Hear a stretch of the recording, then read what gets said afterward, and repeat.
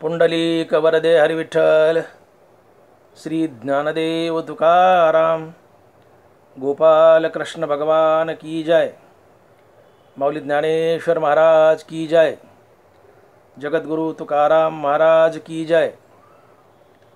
धन्य महाराज जन्मले संसारी, धन्य महाराज जन्मले संसारी, जे ध्याती अंतरी नारायण। नारायण गाय नारायण ध्याय, धन्य त्याची माय प्रसवली।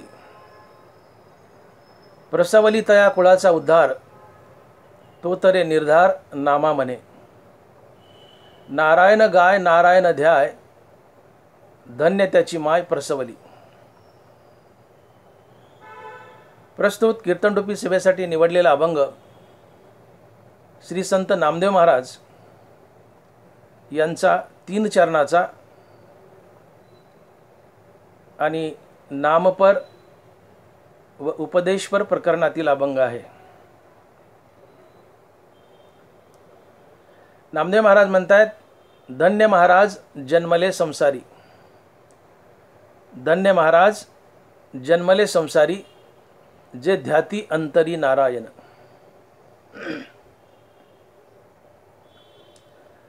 मग हा धन्य कोण व महाराज कोण? तर जे ध्याती अंतरी नारायण ते धन्य असतात आणि तेच महाराज असतात। अर्थात जो मनुष्य निरंतर नारायणाचं ध्यान करतो, निरंतर नारायणाचं नाम घेतो, फक्त तोच धन्य असतो आणि फक्त तोच महाराज असतो।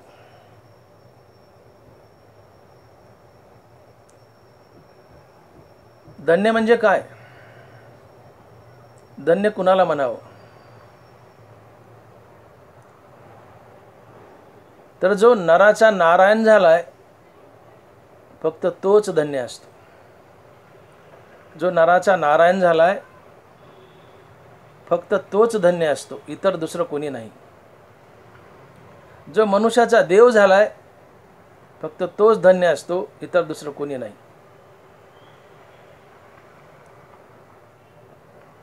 ज्याने मृत्यूवर विजय मिळवलाय, अर्थात जो मुक्त झालाय, फक्त तोच धन्य असतो। आणि म्हणून तुकोबाराय लिहित आहेत की धन्य मी मानीन आपुले संचित, राहिलीसे प्रीत तुझे नामी। धन्य झालो आता यासी संदेह नाही, न पडे यावाही काळा हाती। धन्य झालो आता यासी संदेह नाही, न पडे यावाही काळा हाती। तुकोबाराय म्हणतात, मी धन्य झालो का? तर आता मी काळाच्या हाती सापडणार नाही। अर्थात काळाच्या हाती न सापडणं ही जीवनाची खरी धन्यता आहे। आणि काळाच्या हाती न सापडणं म्हणजे मुक्ती मिळवणं, संतपद मिळवणं। याचा सरळ अर्थ होतो, धन्य होणं म्हणजे मुक्त होणं, संतपद मिळवणं।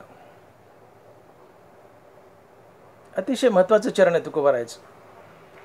धन्य झालो आता यासी संदेह नाही, धन्य झालो आता यासी संदेह नाही, न पडे यावही काळा हाती। आता मी काळाच्या हाती पडणार नाही का? तर मी मुक्त झालो, मुक्त झालो म्हणून धन्य झालो। याचा अर्थ धन्य होणं म्हणजे मुक्ती मिळवणं, किंवा मुक्त होणं म्हणजे धन्यता। आणि मग धन्य शब्दाचा सरळ सरळ अर्थ होतो मुक्ती मिळवणं, अर्थात हरिपद आणि संतपद मिळवणं। हरिपद हा 4था पुरुषार्थ आहे, याला सायुज्य मुक्ती म्हणतात। आणि संतपद हा 5वा पुरुषार्थ आहे, की ज्याला भक्ती म्हणतात। आणि मग दाणबारा लिहित आहेत की 4 पुरुषार्थ श्री भक्ती जैसी। आणि म्हणून हरिपद आणि संतपद मिळवणं हीच जीवनाची खरी धन्यता आहे, इतर दुसरी कुठलीही नाही।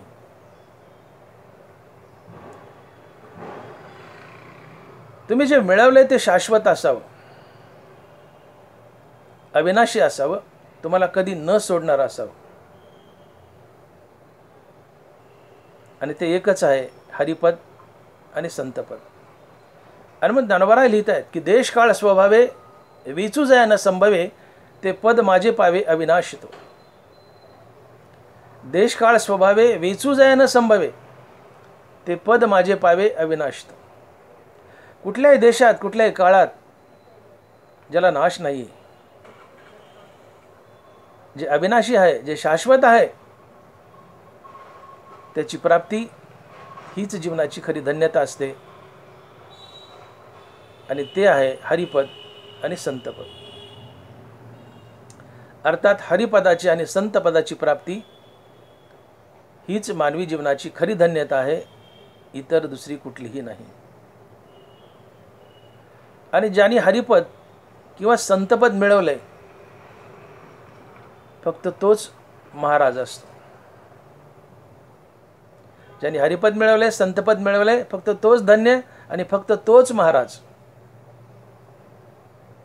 बाकी दुसरं कोणी महाराज नाही.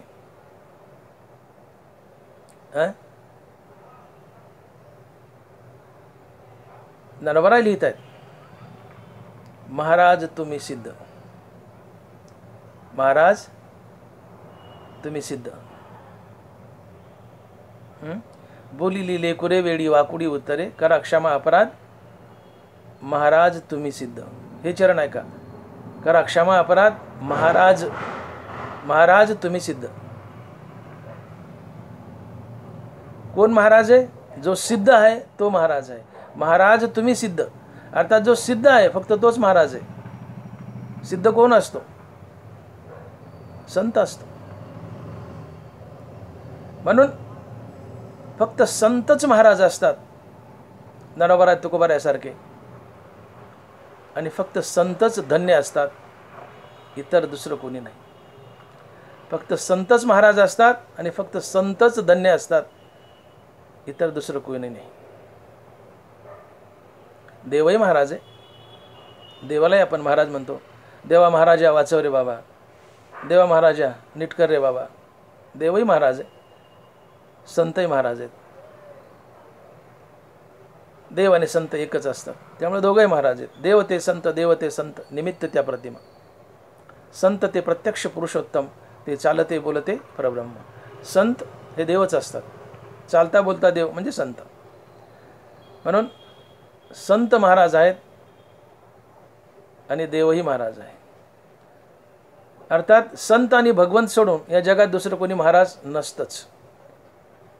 फक्त संत आणि भगवंत हे दोघंच महाराज असतात, इतर दुसरं कोणी नाही. जो सिद्ध अवस्थेला पोहोचलाय फक्त तोच महाराज असतो. आणि म्हणून करा क्षमा अपराध, महाराज तुम्ही सिद्ध. तुकोबा आहे, ज्ञानोबा म्हणतात की तुम्ही महाराज आहेत का? तर तुम्ही सिद्ध आहेत. अर्थात जो सिद्ध आहे तोच महाराज असतो, जो संत आहे तोच महाराज असतो. आता दैनंदिन जीवनात समाजामध्ये लोक आम्हाला कीर्तनकारला महाराज म्हणतात. हा त्यांचा मोठेपणा आहे. आम्ही खऱ्या अर्थानं महाराज नाही आहेत, कारण सिद्ध पदाला आम्ही अजून गेलो नाहीत. आम्ही साधकच आहेत.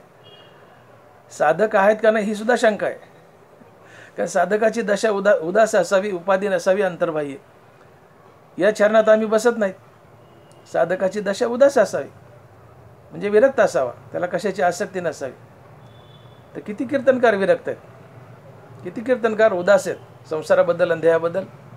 100त एखादा आपात सोडा, बाकी 99% नाहीतच, आसक्तच आहेत देहावर, संसारावर. म्हणून आम्ही साधक सुद्धा नाही आहेत.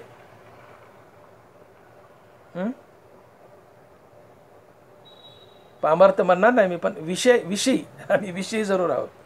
पामर नाही पण विषयी आहोत, साधक नाहीच आहे. कारण साधकाची दशा उदास असावी. आम्ही साधकही नाही आहेत, मग आम्ही कसले महाराज? आम्ही साधे साधकही नाही आहेत. आणि म्हणून महाराज नाहीत, कारण महाराज फक्त सिद्धालाच म्हणतात. महाराज फक्त सिद्ध असतो, किंवा सिद्ध आहे तोच महाराज असतो. कारण महाराज हा ब्रह्मांड नायक असतो. ज्ञानोबा लिहित आहेत हे रागद्वेष जर निमाले तर ब्रह्मीचे साम्राज्य आले, मग तो भोगी सुख आपुले आपणच. हे रागद्वेष जर निमाले तर ब्रह्मीचे साम्राज्य आले. ब्रह्मसाम्राज्य म्हणजे मोक्ष. ज्याने मोक्ष मिळवला तो देव असतो आणि तो ब्रह्मांड नायक असतो. संत ब्रह्मांड नायक आहे, देव ब्रह्मांड नायक आहे. संत आणि देव विश्वाचे धनी आहेत. संत आणि देव विश्वाचे राजे आहेत, म्हणून ते महाराजे आहेत. अर्थात जो विश्वाचा राजा आहे फक्त तोच महाराजा असतो, आणि विश्वाचा राजा फक्त संत आणि भगवंत असतात, दुसरं कोणी नाही. हे रागद्वेष जर निमाले तर ब्रह्मीचे साम्राज्य आले. ज्यांनी ब्रह्म साम्राज्य मिळवले, जो विश्वाचा धनी झालाय, फक्त तोच महाराज असतो. मने काया वाचा जो सेवकू होईल याचा, तो स्वानंद साम्राज्याचा चक्रवर्ती करी. स्वानंद साम्राज्याचा म्हणजे मोक्षाचा चक्रवर्ती सम्राट असतो कोण? संत आणि भगवंत. पण फक्त संत आणि भगवंत हे दोघंच महाराजा असतात, इतर कोणी नाही. आम्हाला कीर्तन करायला तुम्ही महाराजा म्हणता, या महाराज, या महाराज, बसा महाराज, उठा महाराज, हा तुमचा मोठेपणा आहे. म्हणा, आम्हाला आनंद आहे, पण हा तुमचा मोठेपणा आहे. खऱ्या अर्थाने आम्ही महाराज नाही आहेत. महाराज तेच फक्त संत आणि भगवंत, दुसरं कोणी नाही. जो सिद्ध आहे तोच महाराज, आणि तोच धन्य असतो. कारण धन्य त्याला म्हणावं की ज्याने जे मिळवले ते शाश्वत आहे, त्याचा कधी नाश होत नाही. आणि मग या जगात शाश्वत एकच आहे, संत आणि भगवंत, अर्थात हरिपद आणि संतपद. म्हणून मी बोललो की देश काळ स्वभावे विचू जाय न संभवे, ते पद माझे पावे अविनाशित. या जगात हरिपद आणि संतपद या दोनच गोष्टी अविनाशी आहेत, बाकी सगळं नाशिवंत आहे. म्हणून ज्याने हरिपद आणि संतपद मिळवले तोच धन्य आणि तोच महाराज. कारण हरिपद आणि संतपद हे शाश्वत आहे, अविनाशी आहे, ते तुम्हाला कधीच सोडत नाही. तुम्ही काही मिळवलंय आणि त्याने तुम्हाला सोडले तर ते शाश्वत कुठलं आले? वस्तू मिळावी आणि तिने तुम्हाला कधीच सोडू नये, तर ते शाश्वत, आणि ती व्यक्ती धन्य, आणि तीच व्यक्ती महाराजा.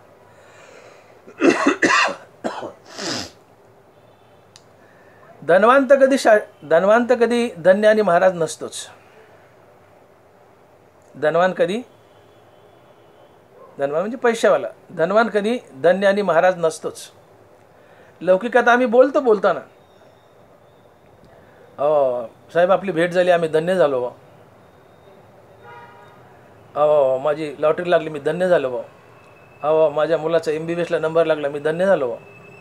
मला मुलगा झाला, मी धन्य झालो. अरे ज्याने तू धन्य झालं म्हणतो ते अशाश्वत आहे. अशाश्वत आहे, तुला कधी ना कधी सोडणार आहे. ते तुला सोडेल किंवा तू त्याला सोडशील. आणि जे आपल्याला सोडतं ते धन्य नसते किंवा तो लाभ नसतो. हे तो एक संताठाई लाभ पायी उत्तम. संताच्या चरणावर लाभ होतो, आपल्याला मुक्ती मिळते, हरिपद मिळतं, संतपद मिळतं, ते शाश्वत आहे. हे हरिपद संतपद आम्हाला कधीच सोडत नाही, आणि जे कधीच सोडत नाही तो खरा लाभ असतो. जे सोडते ते कसला लाभ आला? धनदौलत आम्हाला सोडते म्हणून तो लाभही नाही आणि ती धन्यताही नाही. पण धनाची आणि इतर वस्तूची प्राप्ती, सांसारिक पदाची प्राप्ती, हा लाभही नाही, धन्यता नाही. कारण ते मर्क अशाश्वते आम्हाला सोडणारे किंवा आम्ही त्याला सोडणारे. पण लौकिकात आम्ही बोलून जातो, गडगंज संपत्ती, धन्य माणूस काय कमवलं त्याने. अहो तुम्ही राजा रावणाचं उदाहरण घ्या ना. आई बाकीचे जाऊ द्या, 700 कोटी सोन्याची घरं होती, तांब्या पितळाची, सिमेंटाची, खपरा मापराची, लाकडाची, सोडा, सोन्याची, शुद्ध कांचनाची 7 कोटी, शुद्ध सोन्याची 7 कोटी घरं. कशाला म्हणतात? काय भाव आहे सोन्याचा, मोजता येईल का?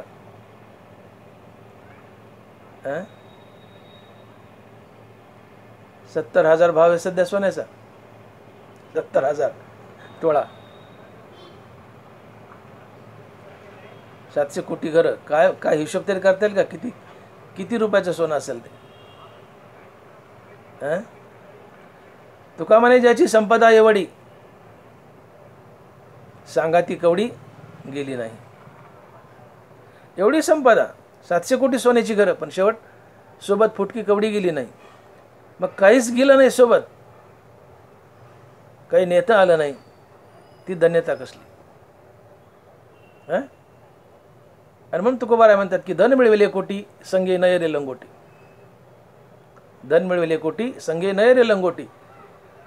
शेवटी कमरेचा करदुडा कापून घेतात, कमरेची लंगोटी जोडून जाते. अशाश्वत आहे. हा लाभही नाही, धन मिळवणं हा लाभही नाही, धन्यताही नाही. एक उर्दू शायर म्हणतो, इंसान चाहे जितने भी जमा कर ले तू रुपयों के मोती, इंसान चाहे जितने भी जमा कर ले तू रुपयों के मोती, मगर इतना याद रख कफन को कोई जेब नहीं होती, कफन को कोई जेब नहीं होती. म्हणले भल्या माणसा तू किती रुपये मिळव, किती मिळव म्हणले, पण एक लक्षात ठेव, मेल्यानंतर तुला ज्या कफन रूपी वस्त्रात गुंडाळायचंय, तुला काही सोबत न्यावं वाटलं तर त्या कफनाला खिसा नसतो, हे लक्षात ठेव. कफन को कोई जेब नाही होती. कफनाला खिसा नसतो, तुम्हाला काही सोबत न्यावं वाटलं तर सगळं इथंच राहतं. हे मर्क आहे, अशाश्वत आहे, नाशिवंत आहे. म्हणून याच्या प्राप्तीत, धनद्रव्याच्या प्राप्तीत, सांसारिक पदाच्या प्राप्तीत धन्यता नसते. जे आम्हाला कधीच सोडत नाही, जे शाश्वत आहे, कायम आम्हाला चिटकून राहतं, त्याच्या प्राप्तीत धन्यता असते. आणि अशा दोनच गोष्टी आहेत की ज्या आम्हाला कधीच सोडत नाही. एक आहे हरिपद आणि दुसरा आहे संतपद. आणि म्हणून हरिपद आणि संतपदाची प्राप्ती फक्त हीच मानवी जीवनाची धन्यता असते, इतर दुसरं काही नाही. राजा सिकंदर जग जिंकायला निघाला, जवळजवळ जिंकलंय. मरताना शेवटी कॅन्सर झाला, म्हातारपणी मृत्यूशयेवर पडला. नाना प्रकारचे वैद्य हकीम डॉक्टर सगळं केलं, त्या काळातले वैद्य हकीम सगळे केले. ते म्हणले राजे तुम्हाला कॅन्सर झाला तर तुम्ही मरणार, याला विलाज नाही. ते म्हणलं माझे राज्य, माझी संपत्ती सगळी देतो पण मला वाचवा. वैद्य हकीम म्हणाले ही काही कामाला येणार नाही, तुम्ही मरणार म्हणजे मरणार. राजा सिकंदर मनाशी विचार करतो की माझी जीवन यात्राच चुकली. मी असं मिळवलं की जे माझ्या सोबत येत नाही, मला वाचवू शकत नाही. अशाश्वत मिळालं, अशाश्वत मिळवलं, माझ्या कामी काहीच आलं नाही. माझी जीवन यात्रा चुकली. जे सोबत चालतं ते मला काहीच मिळवता आलं नाही. आणि म्हणून सिकंदरानं आपल्या प्रधानाच्या नावानं एक चिठ्ठी लिहून ठेवली आणि मरण पावला तो. त्या चिठ्ठीत लिहिलं की प्रधानजी, माझी अंतयात्रा अशी काढा की ताटकीवर माझे दोन्ही हात असे बाहेर लोंबकळच सोडा, उघडे, जगाला कळू द्या जगविजेता राजा सिकंदर उघड्या हाताने आला आणि उघड्याच हाताने गेला. याला तुकोबाराय म्हणतात धन मिळविले कोटी, संगे नय रे लंगोटी. लोकांना कळू द्या की एवढा जगविजेता सिकंदर जग जिंकलं, एवढी संपत्ती मिळवली, पण जाताना उघड्या हातानंच गेला, त्याला काही सोबत नेता आलं नाही. मग सगळ्या संपत्तीने सिकंदरला सोडलं. जे सोडतंय त्याच्या प्राप्तीत धन्यता नसतेच, जे सोडत नाही त्याच्या प्राप्तीत धन्यता असते. जे सोडत नाही ते आहे फक्त हरिपद आणि संतपद. पण हरिपद आणि संतपदाच्या प्राप्तीत धन्यता आहे. लौकिक संपत्ती, सांसारिक वस्तूच्या प्राप्तीत धन्यता नाही. ते आमच्यासोबत चालत नाहीत. आम्हाला उघडच यावं लागतं, उघडच जावं लागतं. सर्वत्र वैभव ईश्वराचे, अनुमात्र नाही बा जीवाचे, उघडेची यावे उघडेची जावे. उघडं यायचंय, उघडं जायचंय. मी बोललो धन मिळविले कोटी, संगे नय रे लंगोटी. कमराची लंगोटी जळून जाते, करजोडा कापून घेतात, सोबत काही येत नाही. सर्वत्र वैभव ईश्वराचे, अनुमात्र नाही बा जीवाचे, उघडेची यावे उघडेची जावे. उघडं यायचं, उघडं जायचं. निमित्ताचा धनी केला असे प्राणी, माझे माझे म्हणून व्यर्थ गेला. मनुष्य आपल्या संपत्तीचा निमित्ताचा धनी आहे. कारण संपत्ती भगवंताची आहे. भगवंतानं काही काळ आम्हाला वापरायला दिली आहे. ती काही काळ आम्ही वापरायची, वापरून झाली की भगवंताची हवाली करायची आणि निघून जायचं. आम्ही आपल्या संपत्तीचे वॉचमन आहोत. इथे वॉचमन बदलतात. संपत्ती जाग्यावर राहते का ती देवाची आहे. आपण आपल्या संपत्तीची वॉचमनकी केली. आपण मेलो, मुलगा वॉचमन म्हणून येतो. मुलगा मेला, नातू वॉचमन म्हणून येतो. वॉचमन बदलतात. संपत्ती जागेवर राहते का ती देवाची आहे. देह काळाचे, धन कुबेराचे. तर मनुष्याचे काय आहे? मनुष्याचं काहीच नाही. उघडे यायचे, उघडं जायचे. उघडेची यावे, उघडेची जावे. ही संपत्ती देवानं काही काळ आम्हाला वापरायला दिली. कारण ती देवाची, कुबेराची. काही दिवस वापरायची, ती देवाच्या कुबेराची हवाली करायची आणि निघून जायचं. ज्याचं त्याला द्यायचं. आमचं काहीच नाही. काही दिवस वापरायचं आहे देवाची ही काही संपत्ती, साधन सामुग्री आम्ही वापरायची, देवाची देवाला द्यायची, निघून जायचं. देह काळाचं खाद्य, संपत्ती कुबेराची आहे.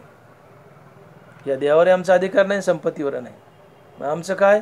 काहीच नाही. उघडं यायचं, उघडं जायचं. उघडेची यावे, उघडेची जावे. आणि मग अशी जी संपत्ती आहे की जी आमच्यासोबत अजिबात येत नाही, आम्हाला सोडते किंवा आम्ही तिला सोडतो. मग जे आम्हाला सोडतंय ते मिळवण्यात धन्यता कसली आली? ते मिळवण्यात धन्यता कसली आली? मग धन्यता ती असते की जे मिळवलंय ते आम्हाला कधीच सोडत नाही. आणि जे मिळवलंय ते आम्हाला कधीच सोडत नाही. अशा दोनच वस्तू आहेत, एक हरिपद आणि संतपद. आणि म्हणून हरिपद आणि संतपदाची प्राप्ती, या दोनच गोष्टीची प्राप्ती, त्याला धन्य म्हणतात. त्याला धन्य म्हणतात आणि त्यालाच महाराज म्हणतात. अनाशी ही हरिपदाची प्राप्ती, संतपदाची प्राप्ती, ज्याला आपण धन्यता म्हणतो, ही धन्यता आणि महाराजपद नारायणाच्या नित्य नामस्मरणानं प्राप्त होतं. हे नामदेव महाराज अभंगाच्या पहिल्या चरणात सांगतात. आणि महाराज लिहित आहेत की धन्य महाराज जन्मले संसारी.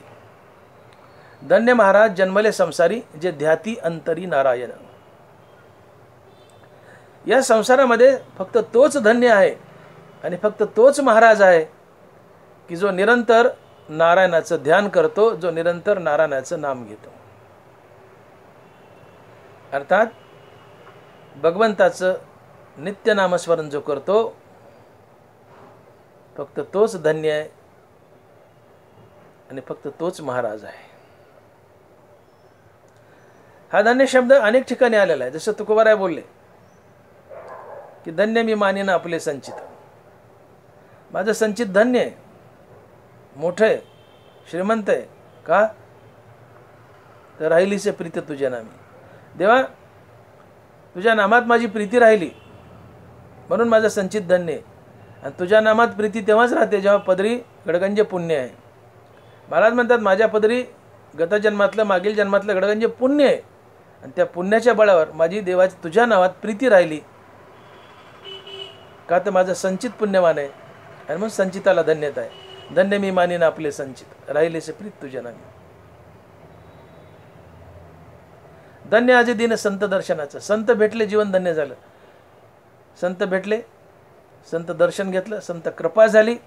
संत तुम्हाला संत बनवतात आणि संत बनणं खरी धन्यता आहे. मी बोललो हरिपद आणि संतपद ही जीवनाची धन्यता आहे. हरिपद आणि संतपदाची प्राप्ती ही जीवनाची धन्यता आहे. म्हणून धन्य शब्द इतर ठिकाणी आलेला आहे की धन्य शब्द तुम्हाला परिपूर्ण बनवतो. अशक्य कुटीतील गोष्टी प्राप्त करून देतो संसारी जीवनातही. पण ते लौकिक पातळीपुरतं ठीक आहे. पण खरी धन्यता म्हणजे हरिपदाची प्राप्ती, संतपदाची प्राप्ती. एकदा तुम्ही संतपदाची प्राप्ती केली की त्याच्यापुढे तुम्हाला प्राप्त करायचं काही शिल्लक राहत नाही. संतपदाची प्राप्ती ही अंतिम प्राप्ती असते. त्याच्यापुढे काहीच प्राप्त करायचं राहिलेलं नसतं. मग संत कुणाला म्हणावं? की ज्याच्याजवळ विवेक वैराग्य आहे, श्री गुरुच्या कृपेने ज्याला आत्मज्ञान झाले,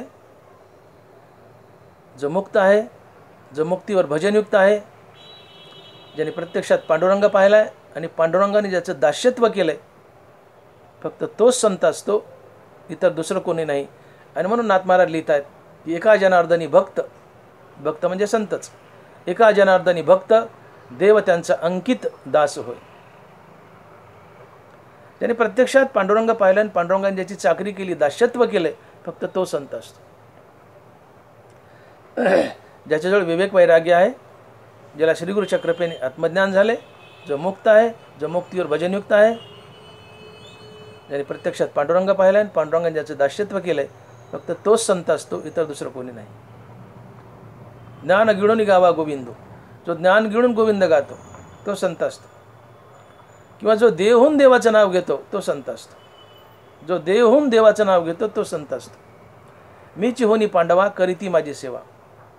मी म्हणजे देव होणं, देवहून देवाचं नाव घेतो तो संत असतो. आधी होता संत संग तुका झालासे पांडुरंग, मूळ स्वभाव जाईना त्याचे भजन राहीना. तुका झालासे पांडुरंग, तुका पांडुरंग झाला आणि पांडुरंग होऊन पांडुरंगाचं नाव घेऊ लागला, तेव्हा तुका संत झाला. अर्थात देवहून देवाचं नाव घेतो तो संत असतो. आणि अशा संताला किंवा अशा संत पदाच्या प्राप्तीला धन्यता म्हणतात आणि महाराज म्हणतात. कारण संत पद हे शाश्वत आहे. जगात सगळं नाशिवंत आहे, फक्त हरिपद आणि संतपद शाश्वत आहे. नथिंग इज परमनंट एक्सेप्ट संत अँड भगवंत. Listen it, nothing is permanent except संत अँड भगवंत. या विश्वात फक्त संत आणि भगवंत परमनंट आहेत, शाश्वत आहेत. आणि त्या भगवंताची अर्थात हरिपदाची आणि संतपदाची प्राप्ती हीच जीवनाची धन्यता आहे. कारण हरिपद आणि संतपदच शाश्वत आहे, बाकी सगळं अशाश्वत आहे. म्हणून हरिपद आणि संतपद या दोन गोष्टीची प्राप्ती याला जीवनाची धन्यता म्हणतात आणि यालाच महाराजे म्हणतात. आणि म्हणून महाराज म्हणतात, नामदेव महाराज, की धन्य महाराज जन्मले संसारी. धन्य महाराज जन्मले संसारी, जे ध्याती अंतरी नारायण. संसारात जन्मलेत आणि धन्य झालेत, महाराज झालेत, अर्थात हरिपद आणि संतपद मिळवले. पण कशाच्या बळावर? हरिनामाच्या बळावर, नारायण नामाच्या बळावर. म्हणून महाराज इथं उपदेश करतात, नामदेव महाराज, की तुम्ही निरंतर नारायणाचं ध्यान करा, नारायणाचं नामस्मरण करा. फायदा काय होईल? तुम्हाला एक ना एक दिवस हरिपद संतपद मिळेल. आणि हरिपद संतपद मिळवणं ही जीवनाची धन्यता आहे. आणि तोच खरा महाराज असतो, दुसरं कोणी नाही. संसारामध्ये आपण बघतो, हे राज्य करते त्यांना आपण महाराज म्हणतो, पण ते चुकीचं आहे. जो राज्य करतो तो फक्त राजा असतो. आणि ज्याने मृत्यूवर विजय मिळवलाय तो महाराजा असतो. अंतर समजून घ्या. आपल्या सभोवताली मागच्या काळात आता करंट स्थितीमध्ये पंतप्रधान देशाचा राजा आहे, मुख्यमंत्री प्रांताचा राजा आहे. हे राजेच आहेत. हे फक्त राजे आहेत, महाराजे नाहीत. जुन्या काळात ते राजे होऊन गेले, ते फक्त राजे होते, महाराजे नाही. त्यांना महाराजे म्हणायचे, पण ते चूक आहे. जो राज्य करतो तो राजा असतो आणि ज्याने मृत्यूवर विजय मिळवला तो महाराजा असतो. आणि मग मृत्यूवर ज्याने विजय मिळवला, जो सिद्ध आहे, फक्त तोच महाराजा. आणि मग करा क्षमा अपराध महाराज तुम्ही सिद्ध. महाराज तोच की जो सिद्ध आहे. सिद्ध हा संत असतो, पण फक्त संतच महाराज आहे, दुसरं कोणी नाही. राज करते हे राजे आहेत, महाराजे नाही. मग महाराजे कोण? तर संत, फक्त संतच महाराज. महाराज तुम्ही सिद्ध. जो जन्म मरणाच्या फेऱ्यातून बाहेर पडलाय, ज्याने मृत्यूवर विजय मिळवलाय, ज्याने साहित्य मुक्ती अर्थात हरिपद मिळवले किंवा त्याच्या पुढचं संतपद मिळवले, फक्त तोच महाराजा आणि फक्त तोच धन्य. आणि म्हणून धन्य महाराज जन्मले संसारी. आणि मग ही धन्यता महाराजपद कशाने मिळतं? नारायण नामानं. म्हणून धन्य महाराज जन्मले संसारी, जे ध्याती अंतरी नारायण. थोडक्यात जो ब्रह्मांड नायक आहे फक्त तोच महाराजा असतो. विश्वाचा राजा आहे तोच महाराजा असतो. आणि ब्रह्मांड नायक विश्वाचा राजा पांडुरंग परमात्मा आहे आणि संत आहेत. पण फक्त पांडुरंग आणि संतच महाराजा आहेत, बाकी कुणी महाराजा नाही. कुणाला महाराजा म्हणूच नाही. तुम्ही म्हणता कीर्तनकारला महाराजा म्हणा, पण ते महाराजा नाहीतच. मरके आहेत ते महाराजा नसतात. ज्याने मृत्यूवर विजय मिळवला फक्त तेच महाराजा, आणि मृत्यूवर विजय मिळवले फक्त संत आणि भगवंत आहेत. म्हणून संत आणि भगवंत महाराजा आहेत आणि ते धन्य आहेत. का तर नारायण नाम. संत महाराजा आहेत, धन्य आहेत का? मुक्त आहेत. मृत्यूवर विजय मिळवला कशाने? नारायण नामाने. आणि मग नारायण नाम नित्य घ्या, तुम्ही मृत्यूवर विजय मिळवाल, सिद्ध व्हाल, संत व्हाल. संत झाला की तुम्ही धन्य आणि तुम्हीच महाराज. आणि म्हणून धन्य महाराज जन्मले संसारी, जे ध्याती अंतरी नारायण. फक्त नामधारकालाच धन्यता का? इथे महाराज म्हणतात जे ध्याती अंतरी नारायण. जे नारायणाचं ध्यान करतात, नामस्मरण करतात, फक्त तेच धन्य आहेत. याचा अर्थ होतो की नामधारकालाच धन्यता दिली. का बरं? तर याचं कारण मुखामध्ये नाम येण्यासाठी हजारो जन्म देवाची सेवा करावी लागते. ज्ञानोबा लिहितात की जन्म सहस्र ओळगीचे एक वेळ वाचेसी यावया. एकदा मुखामध्ये प्रांजळ मनानं रामकृष्ण हरी हे नाम यावं असं वाटत असेल तर हजारो जन्म तुम्हाला रामकृष्णाची सेवा करावी लागते. तेव्हा एकदा कुठं प्रांजळ मनानं तुमच्या मनात रामकृष्ण हरी हा शब्द येतो. जन्म सहस्त्र ओळगीचे एक वेळ वाचेसी यावया. ओळगीचे म्हणजे सेवा करणे. एकदा राम म्हणायचे तर हजारो जन्मात तुम्हाला सेवा करावी लागते. तेव्हा निर्मळ मनाने देवाचं नाव तोंडात येतं. देवाचं नाव सहसा तोंडात येत नाही. देवाचं नाव तोंडात यायला पदरी पुण्य असावं लागतं. पाप्याच्या तोंडात देवाचं नाव येत नाही. तुका म्हणे नाड पाप ठाके ही ताड. तुका म्हणे नाड पाप ठाके ही ताड. भांडवल गाठी तरीच विश्वास. तिळतिळ पुण्य साच्या पडे तरी ते बहुता जन्मी जोडे. वाचेशी नाम तुझे आतुडे समागम घडे संतांचं. तिळतिळ तिळतिळ थोडं थोडं थोडं थोडं अनेक जन्मात पुण्य जोडावं लागतं. तेव्हा मुखात भगवंताचं नाम येतं, संत भेटी होते, तुम्ही संत बनता आणि संतांचा समागम होतो, संत संगती लाभते. समागम घडे संतांचं. तात्पर्य पदरी पुण्य असावे लागते तेव्हा मुखात नाम येतं. उद्धवानी भागवतात एक फार गोड प्रश्न विचारला देवाला, भगवान कृष्णाला. उद्धव म्हणतो देवा तुझी भक्ती एवढी सोपी तर सगळे तुझी भक्ती का करत नाहीत रे? देव म्हणतात, उद्धव म्हणतो ऐशी तुझी सुलभ भक्ती तरी आगवेची भक्ती का न करीती? देव म्हणे भाग्याविन माझी भक्ती न घडे निश्चिती उद्धवा. देव म्हणे भाग्याविन माझी भक्ती न घडे निश्चिती उद्धवा. देव म्हणतो भाग्याशिवाय माझी भक्ती घडू शकत नाही, भाग्यवानालाच माझी भक्ती घडते. आणि भाग्यवान कोण? जो मुखानं निरंतर नाम घेतो तो भाग्यवान. भाग्यवंता हेची काम मापे नाम वैखरी. कोण भाग्यवान? जो तोंडानं वैखरीनं निरंतर देवाचं नाम मोजतो. 1,00,000 केला, 2,00,000 जप केला, अर्थात निरंतर मुखानं देवाचं नाव घेतो तो भाग्यवंत असतो. भाग्यवंत मनोतया शरण गेले पंढरी राया. तीच भाग्यवंते सरतीपुरती धनवित्ते ज्यांचा आवडता देव अखंडित प्रेमभाव. ज्यांना देवच आवडतो, जे फक्त देवावरच प्रेम करतात बाकी कशावर नाही, ती भाग्यवान असतात. अशा भाग्यवानाच्या पदरी गडगंज पुण्य असते आणि अशा भाग्यवानाच्या तोंडात देवाचं नाव येतं. ऐशी तुझी सुलभ भक्ती तरी आगवेची भक्ती का न करीती? देव म्हणे भाग्याविन माझी भक्ती न घडे निश्चिती उद्धवा. भाग्याशिवाय माझी भक्ती घडतच नाही.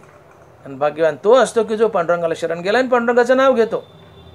भाग्यवंत मनोतया शरण गेले पंढरी राया.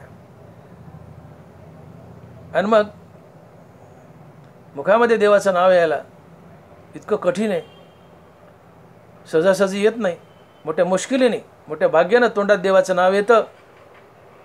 आणि मग ज्याच्या तोंडात देवाचं नाव येतं, कारण नाव तोंडात यायला फार मुश्किल आहे, मग नाव तर तोंडात आलंय म्हणून तो धन्य आहे. कुणाच्या तोंडात देवाचं नाव येत नाही, मोठ्या मुश्किलीने देवाचं नाव तोंडात येतं. भाग्यवंताच्या तोंडात देवाचं नाव येतं. मुश्किलीने देवाचं नाव तोंडात येतं. मग जी गोष्ट मुश्किलीने मिळते ती तुम्हाला मिळाली तो धन्य असतो. नाम मुखात येणं मुश्किल आहे, पण मुखात नाम येऊ लागले, निरंतर येऊ लागले. नाम मुश्किल आहे पण मुखात आले म्हणून तुम्ही धन्य आहे, म्हणून तुम्ही महाराज आहेत. नाम सहजासहजी मुखात येत नाही. दुर्मिळ वस्तू आहे, मिळणं अशक्य पण मिळाली म्हणून तुम्ही धन्य आहे. दुर्मिळ वस्तू आहे पण शाश्वत आहे, तुम्हाला कधीच सोडत नाही म्हणून तुम्ही धन्य आहेत. नाम दुर्मिळ आहे, शाश्वत आहे, तुम्हाला मिळाले म्हणून तुम्ही धन्य आहे. हरिपद संतपद शाश्वत आहे, कधीच तुम्हाला सोडत नाही म्हणून तुम्ही धन्य आहेत. आणि ते हरिपद संतपद नामाच्या बळावर मिळतं. मग ज्याच्या मुखात नाम आहे तो धन्य आहे. धन्य महाराज जन्मले संसारी, जे ध्याती अंतरी नारायण. जे अंतकरणात नारायणाचं ध्यान करतात, नारायणाचं नाम घेतात, फक्त तेच धन्य असतात, ते महाराज असतात. आणि म्हणून नारायणाचं नित्य नाम घेणारा मनुष्य धन्य असतो. कारण नारायण नाम त्याला मुक्त करतं, संत बनवतं. आणि फक्त संत हेच धन्य असतात आणि महाराजही असतात, इतर दुसरं कोणी नाही. आणि मनुष्य जेव्हा नित्य रामनाम घेतो तो या रामनामानं रामच बनतो. रामच बनतो. राम म्हणता रामची होईजे, पदी बैसवनी पदवी घ्यायची. हे नारायण नाम, राम नाम तुम्हाला रामच बनवतं. आणि मग जे नाम तुम्हाला राम बनवतं आणि जो राम बनतो तो धन्य असतो. म्हणजे ज्याच्या मुखात नाम तोच धन्य. मुखात नाम तोच धन्य, बाकी इतर कोण नाही. आणि मग बघा तुम्ही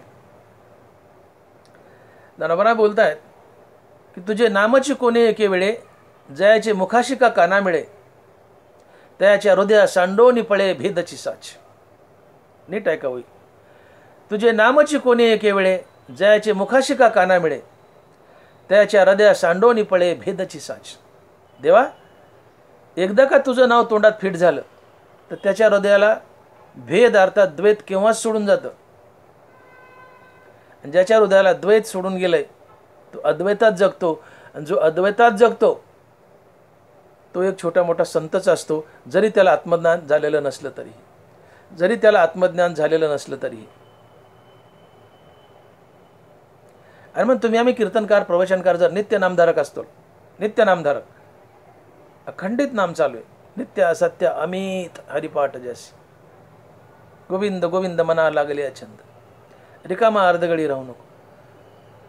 साधारण मनुष्य असो, प्रवचनकार असो, कीर्तनकार असो, कुणी असो, जो नित्य नामधारक आहे, नित्य नामधारक आहे, तो एक छोटा मोठा संतच असतो.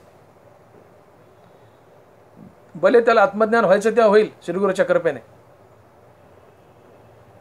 पण श्रीगुरूच्या कृपेने आत्मज्ञान होण्याच्या आधी जर तुम्ही नित्य नामधारक असाल तर द्वैत तुम्हाला सोडून जातं, तुम्ही अद्वैतात जगता. जो अद्वैतात जगतो, जगात परमात्मा स्वरूप पाहतो, तो संतच असतो. जरी त्याला आत्मज्ञान झालेलं नसलं तरी ते पुढे व्हायचं तेव्हा होईल. आणि म्हणून प्रवचनकार कीर्तनकार तुम्ही आम्ही जर नित्य नामधारक असतो, हंगामी नाही, नित्य नामधारक असतो, तर तुम्ही कीर्तनकार प्रवचनकार आम्ही सुद्धा धन्य आहोत. धन्य आहोत. का तर नित्य नामधारक हा एक छोटा मोठा संतच असतो. आणि या जगात फक्त संतच धन्य आहे, संतच महाराज आहे. मग तुम्ही आम्ही खरोखर जर नित्य नामधारक असतो तर आम्ही संतच आहोत, म्हणून आम्ही धन्य आहोत आणि महाराजही आहोत. आणि म्हणून अशा कीर्तनकाराला की जो नित्य नामधारक आहे, निष्काम भावनेने कीर्तन करतो, पैशाच्या मागे लागून कीर्तन करत नाही, निष्काम सेवा म्हणून कीर्तन करतो आणि नित्य नामधारक आहे, असा कीर्तनकार एक छोटा मोठा संतच असतो, जरी त्याला आत्मज्ञान झालेलं नसलं तरी. आणि तो संत असतो आणि संत हाच धन्य असतो, संत हाच महाराज असतो. म्हणून असा कीर्तनकार धन्य आहे आणि तो महाराज आहे. अशा कीर्तनकारला महाराज म्हटलं चालतं, सगळ्याच कीर्तनकारला महाराज म्हणणं चालत नाही. म्हणा की नका म्हणू, तुमचा प्रश्न आहे. परंतु नित्य नामधारक कीर्तनकार महाराजच असतो. का तर तो संत असतो. का त्याला द्वैत सोडून गेले. त्यांना बऱ्याच साक्ष देतात. तुझे नामाची कोणी एके वेळे, जयाचे मुखाशी का काना मिळे, तयाच्या हृदया सांडोनी पळे भेदची साच. देवा तुझं नाव एकदा का तोंडात फिट झालं रे की त्याच्या हृदयाला भेद अर्थात द्वैत केव्हा सोडून जातं. ज्याला द्वैत सोडून गेलो तो अद्वैतात जगतो. जो अद्वैतात जगतो तो संतच असतो. संतच असतो. का संताची व्याख्याच आहे अद्वैतात जाणं हे संत पद आहे. भाग गेला सीन गेला अवघा झाला आनंद. हा भाग जाणं म्हणजे काय? द्वैत जाणं. ज्याचा भाग गेला द्वैत गेलं तो संतच असतो. जरी आत्मज्ञान झालं नाही तर काही दिवसात श्रीगुरू आपाप येईल आणि त्याला आत्मज्ञान देईल. होईल ते पुढं चालू. पण नाही झालं आत्मज्ञान तरी तो संत असतो. का? नित्य नाम घेतो. नित्य नामधारक अद्वैतात जगतो. तर अद्वैत सोडून जातं. आणि मग नित्य नामधारक देव असतो. नित्य नामधारक संत असतो. नित्य नामधारक संत आहे. नित्य नामधारक देव आहे. तुकोबारा साक्ष देत आहेत. नामाची आवडी तोच जाना देव. नामाची आवडी तोच जाना देव. ज्याला नामाची आवड आहे तो देवच असतो. आता नामाची आवड म्हणजे फक्त नामाचीच आवड, बाकी कशाचीच आवड नाही, ही वैराग्य.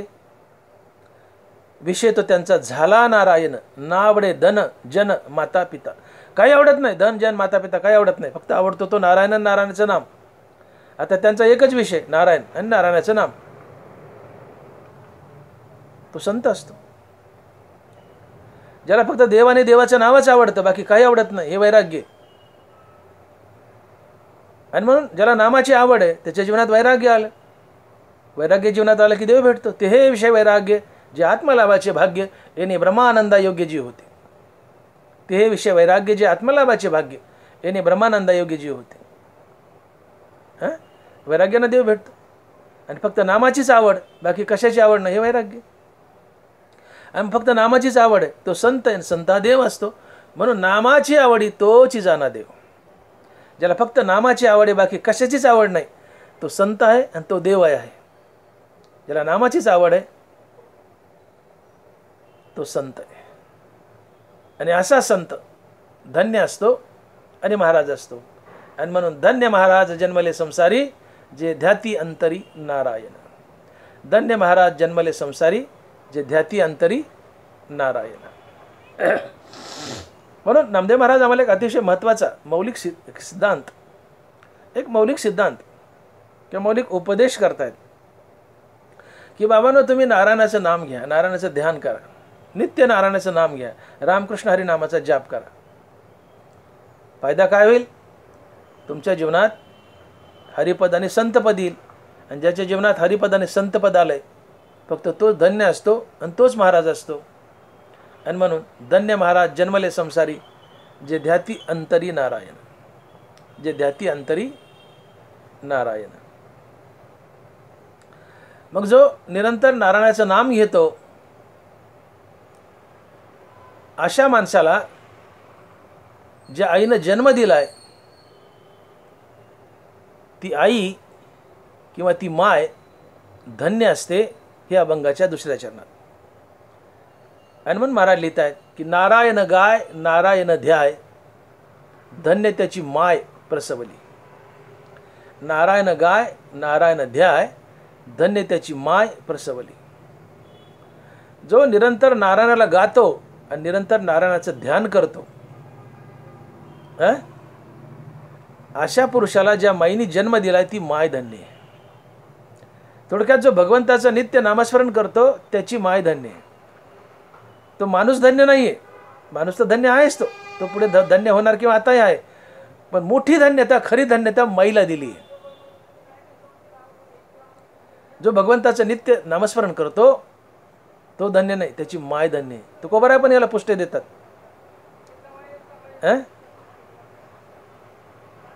तुकोबारायचं ही दोन अभंग बघा की तुका म्हणे आयशा जीवा काय करू आता, राम राम न म्हणती त्याची गाढव माता पिता. तुका म्हणे आयशा जीवा काय करू आता, राम राम न म्हणती त्याची गाढव माता पिता.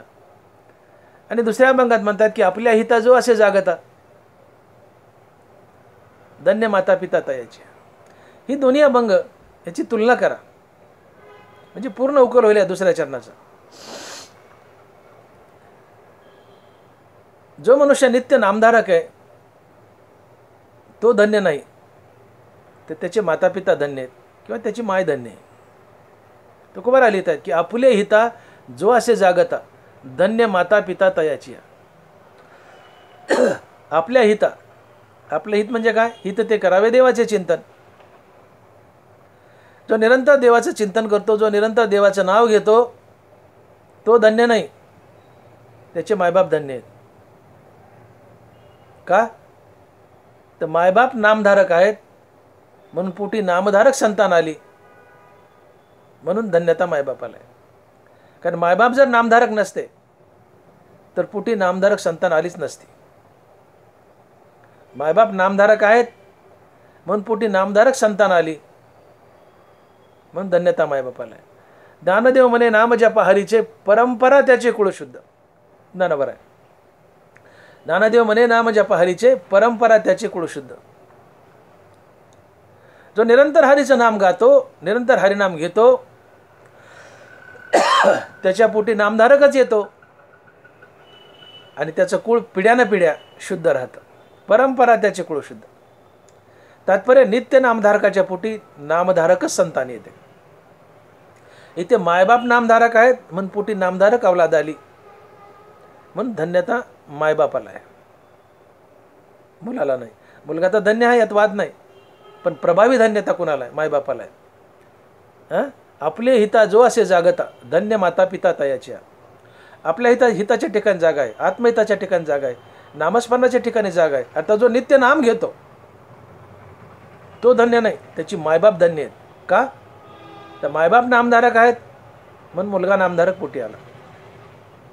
आता याच्या उलट तुकोबाराय म्हणतात, तुका म्हणे आयशा जीवा काय करू आता, राम राम न म्हणती त्याची गाढव माता पिता. महाराज म्हणले